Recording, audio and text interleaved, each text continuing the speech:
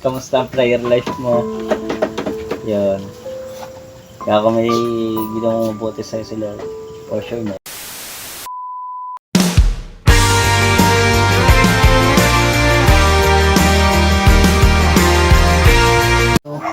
Maging matibay. At sabi nga ay huwag hihinto. Kung kahit na pagsubok may dumami, basta nakapokus, magtutuloy-tuloy. At ang pinakamagandang biyaya, yung sasamahan ako ng tito sa araw na pinapaypuhin namin na dun sa church. Yung pagkakailan sa church na nakakatulog ka sa church, tapos nakakatinta pa ng gathering.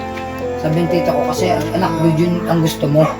Ang gusto mo pag nakatapos ka ng pagtitinda, pumahayo ka, pumunta ka na kahit saan, na hindi na namin alam kung nasasaan ka na.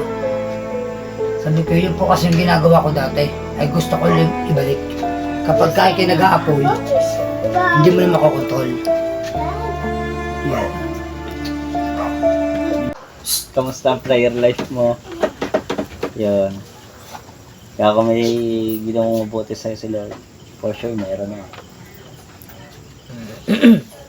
Sa ngayon ay nakakabalik na uli ngayon sa ngayon dahil syempre 8 months ako napatrabaho,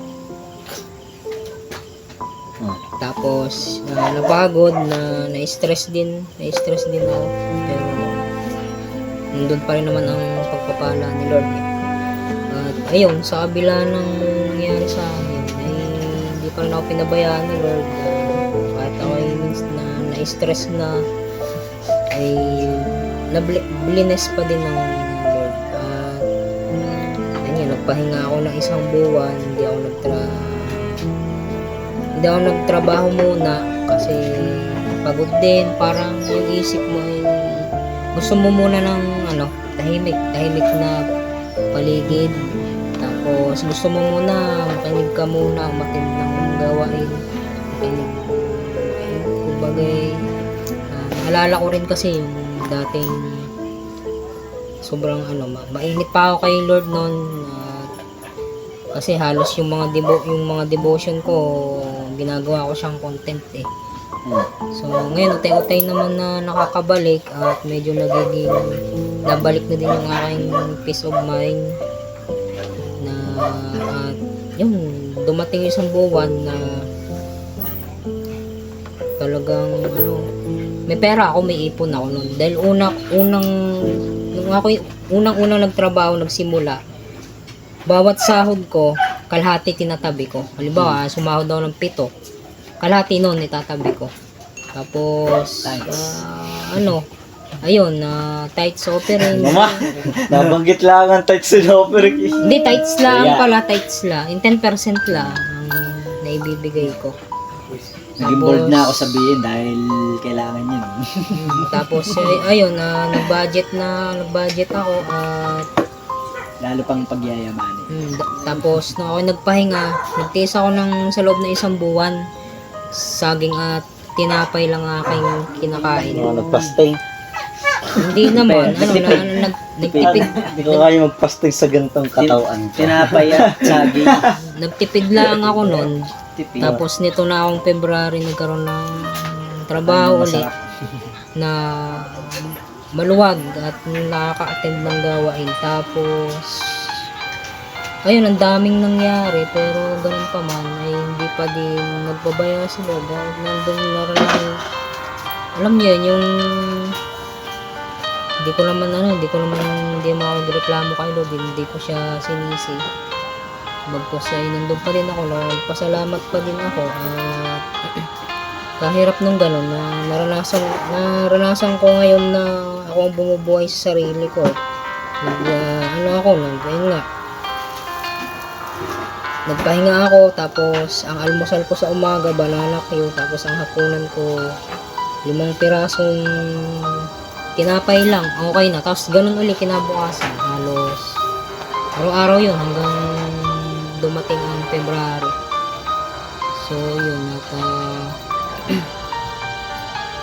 ngayon ay mabuti at mabiyaya pa din si Lord dahil ginagamit siyang tao para ako'y tulungan. nagpapasalamat ko sa kanya na siya yung pinapauna ko na sa akbang ko. Kung saan ako dalhin, hindi doon. Kung saan ako dumating sa time na patirahin, hindi doon. Kung saan niya ako dalhin, hindi, sabi ko nga, ako tutulungan at sasamahan niya. Kaya naman po ay hindi babago kahit kaya. So, talagang mabuti pa din. Yun lang.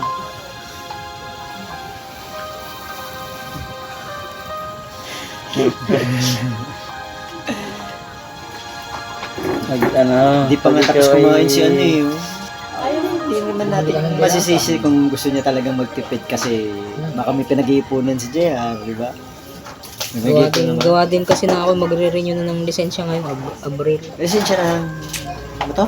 Yung as in driver's license? Driver's license. Oh. Hanggang ngayon ay nakatabi pa din. Yun Yung bang pag-renew mo,